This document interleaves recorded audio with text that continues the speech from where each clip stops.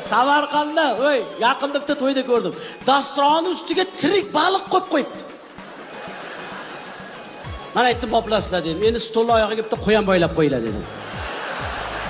Notasi yeyman desa pishirib olib berasizlar dedim.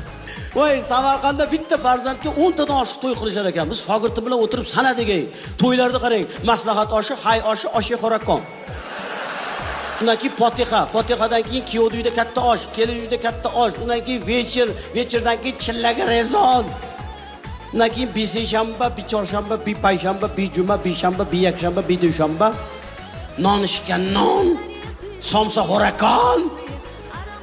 Undan keyin bankrotakon, qarzakon. Amerikaga ketgan akon, hali qaytib kelmagan akon. Вспоминаю я любимый Самарканд. Сказка волшебная.